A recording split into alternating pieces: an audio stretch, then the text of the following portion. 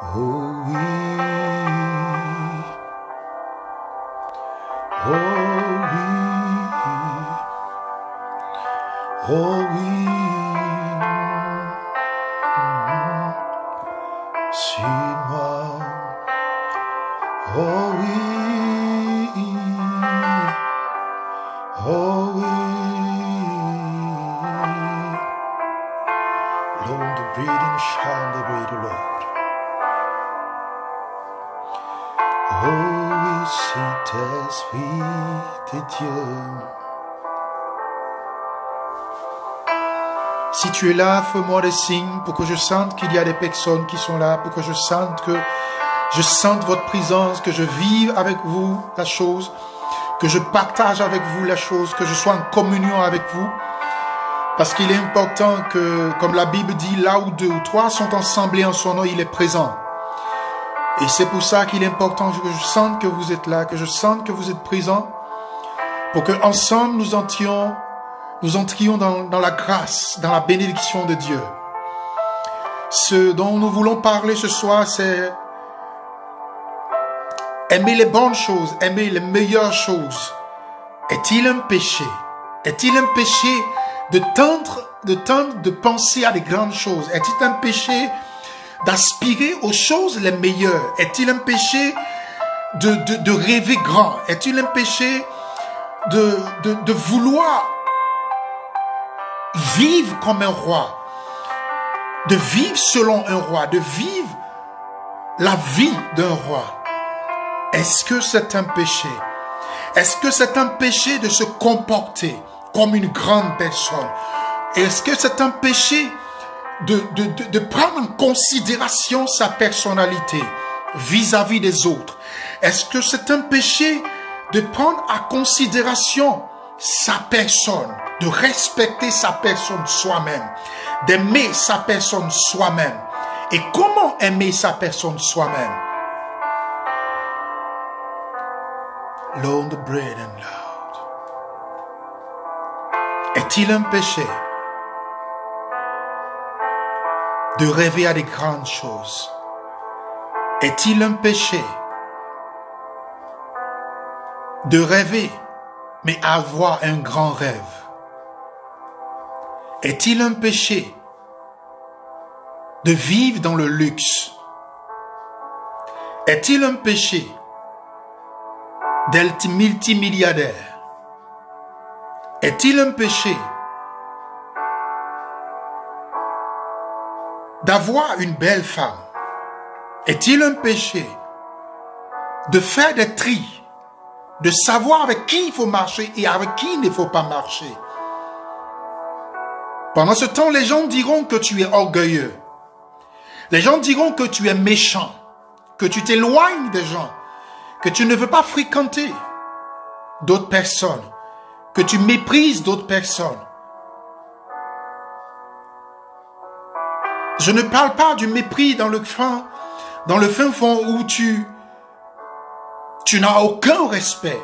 Avoir du respect voudrait dire ne pas se considérer soi-même, ne pas se mettre dans son milieu où je dois me mettre, ne pas être dans la position dans laquelle que je dois être. Si quelqu'un se met dans la boue, il faudrait que je me mette aussi dans la boue avec lui. Si quelqu'un entre dans la porcherie, il faudrait que je rentre avec lui aussi dans la porcherie. Si ma femme, mon mari, mes enfants, ma famille entrent dans la porcherie, il faudra aussi que je rentre dans la porcherie.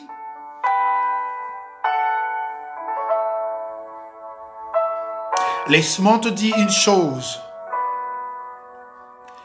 Il y avait un grand homme, celui dont on appelle le père de la foi, Abraham.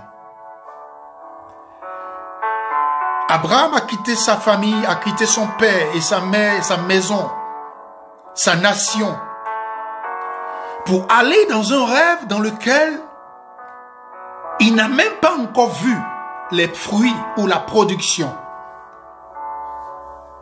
Il a juste eu une vision. Il a juste entendu quelqu'un qui lui a parlé à l'oreille.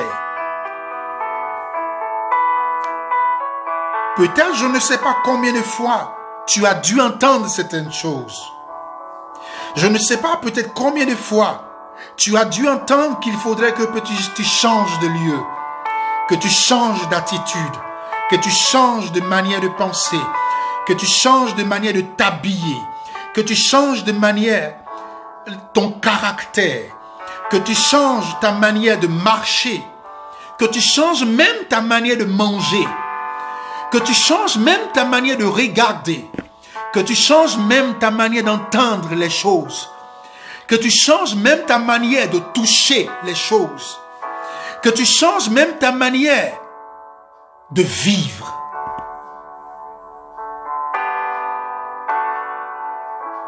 Laisse-moi te dire, quand tu es appelé à des grandes choses, tu dois te comporter comme un grand. Quand tu es appelé à travailler avec des grands business, tu ne vas pas te comporter comme quelqu'un qui est tout le jour en train de jouer au damier dans le quartier. Quand tu es appelé à avoir un mari qui est grand, une femme qui est grande, parce que des étoiles qui correspondent peuvent marcher ensemble. Deux caractères qui correspondent peuvent marcher ensemble. Et comme il est dit, deux personnes peuvent-ils marcher ensemble sans être convenues, sans être compatibles? Tes amis sont-ils compatibles avec la vision que Dieu veut te donner? Ton entourage est-il compatible? Et même, je peux te dire, tu peux habiter même dans un quartier précaire. Quel que soit le lieu où tu habites, ne détermine pas ta personnalité. Ne détermine pas ta personne. Ne détermine pas qui tu es. Ce que tu es n'est pas ton extérieur. Ce que tu es n'est pas l'apparence que les gens voient. Ce que tu es, c'est ce qui est à l'intérieur de toi. Ce qui tu es, c'est ce qui se couche à l'intérieur de tes pensées. Ce que tu es, c'est ce que tu penses, c'est ce qui se bouge tous les jours dans tes pensées. Est-ce que tu te vois misérable? Est-ce que tu te vois grand? Est-ce que tu te vois dans une position élevée? Est-ce que tu te vois une personnalité de ton pays? Ou est-ce que tu te vois tous les jours en tant que le petit du quartier, la petite du quartier? Oui, tu es mon fils, tu es ma fille. Qui es-tu? Regarde-toi dans le miroir et pose-toi la question à celui que tu vois dans ce miroir. Qui es-tu? Dis-moi qui tu es. Et tu verras que ton image va te parler. Ton image te dira un ainsi par l'Éternel. Abraham, sors de ta maison. Tu verras que ton image va te dire un ainsi par l'Éternel. Esther, sors. Tu verras que ton image va te parler. Sarah, tu auras un enfant. Tu verras que ton image va te parler. Zachée, descends. Je veux marcher avec toi. Je veux aller dans ta maison. Tu verras que ton image va te parler parce que celui qui t'a fait, il te dit, je t'ai fait à mon image. Et ton image te parlera de la part de celui qui t'a créé. De la part de celui qui t'a fait. De la part de celui qui t'a créé en son image.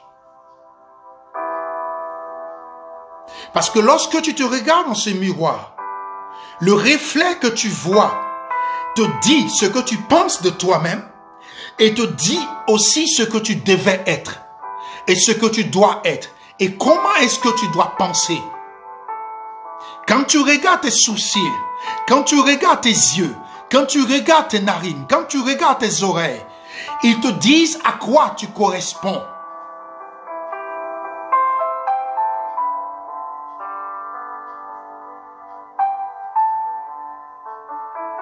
Quand une étoile est faite, elle n'est pas faite pour tomber. Elle tombe seulement quand elle envoie un message. Elle tombe quand elle envoie un message. Elle ne tombe pas pour rien. Laisse-moi te dire, les moments que tu vis, les difficultés que tu vis, sont des moments dans lesquels que Dieu te parle, que Dieu te forge, que Dieu te caractérise, que Dieu te manipule, qu'il te brise et qu'il te transforme en son image.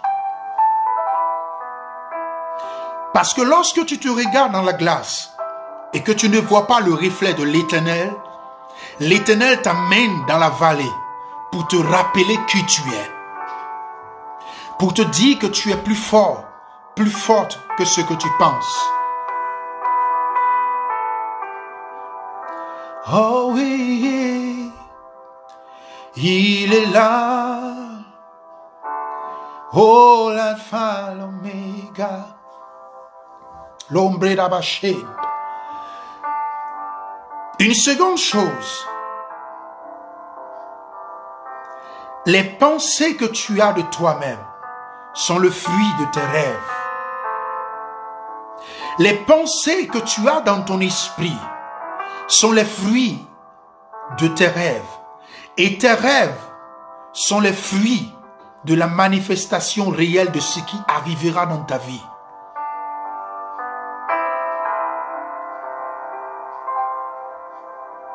Commence à changer ta manière de penser. Commence à changer ta manière de te comporter. Commence à changer ta manière de voir les choses. Même si tu as un seul pantalon, même si tu as une seule chemise, même si tu as la seule paire de chaussures, commence à prendre en considération ce que tu as. Et tu verras qu'il sera ajouté un plus à ce que tu as. Lorsque Abraham est sorti de sa maison, quand il est allé, il a rencontré des difficultés, il a rencontré des moments difficiles sur son chemin. Parce qu'il lui a été dit de sortir, mais il lui a pas été dit que ça serait facile. Mais même malgré qu'il était avec son neveu Lot, il dit à son neveu, regarde, choisis où tu veux aller. Son neveu choisit les meilleurs endroits, les bons endroits. Et il dit que si tu vas dans un autre endroit, j'irai de l'autre côté. Mais où Abraham est allé, c'est un endroit désert. Mais laisse-moi te dire, le désert dans lequel que tu es pourra porter des fruits si seulement que tu laisses germer la pensée de l'Éternel au travers de toi.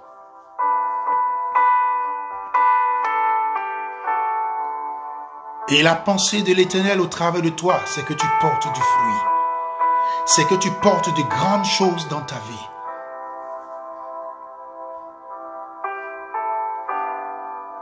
Et c'est ainsi que tu vas voir que de la même manière, Abraham n'a jamais choisi des femmes pour ses enfants dans une autre nation. Et il a choisi des femmes qui venaient de chez lui. Et c'est de la même manière que ta personnalité pourra transformer ceux qui sont dans ton entourage. C'est de la même manière que ta personnalité pourra impacter la vie de tous ceux qui vivent autour de toi. C'est de la même manière, par ton caractère, par ta manière de parler, par ta manière de voir les choses, par ta manière de penser, par ta manière de réagir, tu pourras impacter la vie de tous ceux qui sont autour de toi. Parce que, comment veux-tu dire, souvent d'autres personnes, ils prient, ils disent, Seigneur, depuis longtemps je prie, je veux me marier, je n'arrive pas à me marier. Mais une panthère et un agneau ne peuvent pas habiter ensemble. Regarde toi-même ton caractère de tous les jours. Regarde toi-même ta manière de penser de tous les jours. Regarde les paroles qui sortent de ta bouche tous les jours. Regarde ta manière de voir les choses tous les jours. Est-ce que je pourrais réussir? Laisse l'Éternel te transformer.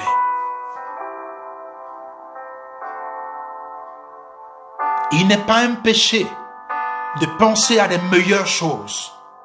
Car la Bible dit que l'or et l'argent appartiennent à l'Éternel. Mais cet or et cet argent, il est pour toi. Mais comment faire pour que tu puisses le prendre? Et c'est ce que je dis la dernière fois, dans la dernière vidéo que j'ai faite. Quand seulement que tu vas commencer à prendre ta position dans laquelle que tu dois être normalement, à partir de cet instant, les choses qui te sont droits, les choses qui t'appartiennent, qui sont tes dus, qui doivent t'appartenir, vont commencer à répondre parce qu'ils vont t'identifier.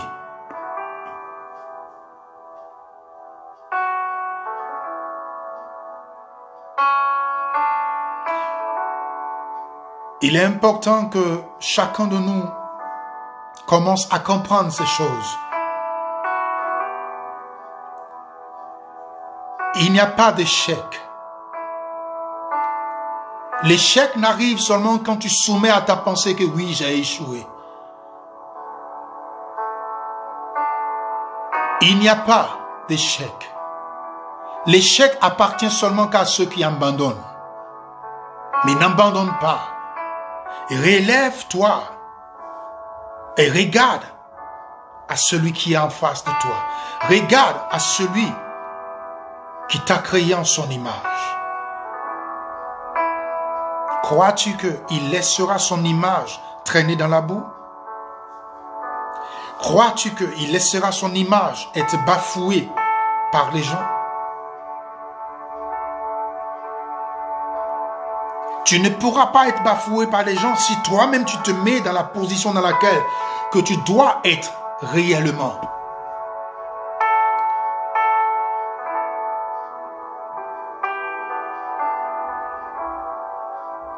Car il est Dieu, il est un Dieu. Oh oui, Seigneur. Oh oui, Seigneur. Il est important que tes pensées soient élevées, que tes pensées entrent dans une dimension. La petite chose que tu as, le petit que tu as, commence déjà à le prendre en considération, à mettre cela en valeur. Et la valeur de la chose que tu as, ce n'est pas l'abondance, ce n'est pas les richesses. C'est la pensée que tu as qui va caractériser tout ce qui est autour de toi. C'est la pensée que tu as qui va caractériser tout ce que tu touches, qui va marquer la différence. Parce que l'Éternel est en toi, mais il ne pourra seulement qu'agir si seulement que tu t'identifies à lui et que ton identité réelle apparaît, celle d'un enfant de Dieu, celle d'un Dieu qui a la capacité de parler au vent, de parler au feu, de parler à l'air, de parler au ciel, de parler à la terre. Et pour que la terre et toutes ces entités puissent avoir l'oreille pour t'écouter.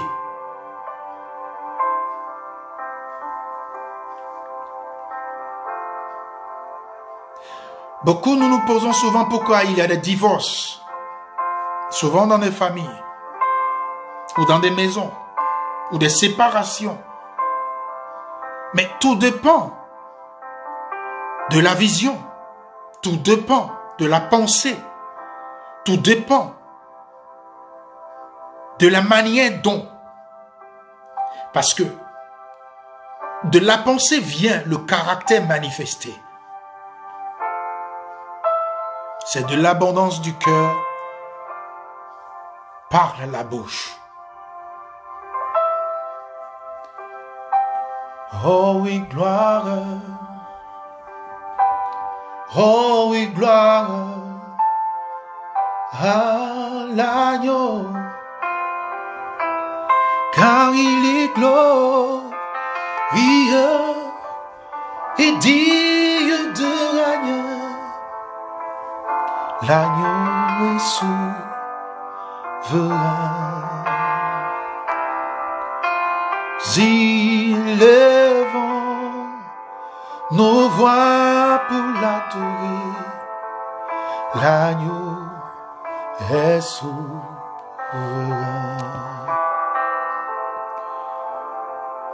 Gloire